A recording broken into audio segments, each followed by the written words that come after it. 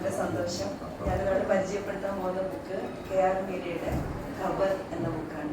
എന്തുകൊണ്ടാണ് ഇത്രയും എന്നെ ആദരിക്കണമെന്ന് ചോദിക്കുമ്പോൾ പറയണത്, നിങ്ങൾക്ക് വേണ്ടത് ആദരവാണ്, നിങ്ങൾക്ക് കിട്ടാത്തതും അത് തന്നെയാണ് എന്ന് പറയും. സങ്കല്പത്തിൽ ഉള്ളതിനേക്കാളും വളരെ വ്യത്യസ്തമായിട്ടുള്ള ഒരു ജീവിതമാണ് അവർക്ക് കിട്ടിയത്.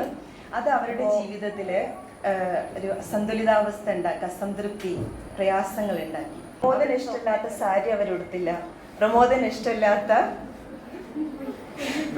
ഇഷ്ടമില്ലാത്ത ആളുകളോട് സംസാരിച്ചില്ല, എന്തിന് ശ്വാസം വിടാൻ പോലും അവര് പ്രമോദിന്റെ പെർമിഷൻ ചോദിച്ചു. ടാഗോർ എഴുതിയത് ഓർത്താൽ മതി, കൂട്ടിനുള്ളിലാണെങ്കിൽ ചിറക് വിടർത്താൻ ഇടമില്ല, അല്ലെ?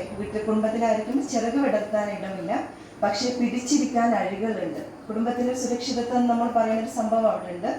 പക്ഷെ ആകാശത്താണെങ്കിൽ ചിറക് വിടർത്താൻ ഇടമുണ്ട്, പിടിച്ചിരിക്കാൻ അഴിയില്ല. എന്താ വേണ്ടതെന്ന് നീ തീരുമാനിച്ചോളൂ എന്നാണ് അമ്മ പറഞ്ഞത്. അങ്ങനെ അവരെന്ത് ചെയ്തു? അവരുടെ സ്വപ്നത്തിലേക്ക് പറക്കി. ഈ നോവല് ശിവപര്യവസായി ആയിട്ട് തീർക്കണം എന്നാണ് ഞാൻ ആഗ്രഹിച്ചിരുന്നത്. പക്ഷെ ഇതങ്ങനെയാണോ? അല്ല.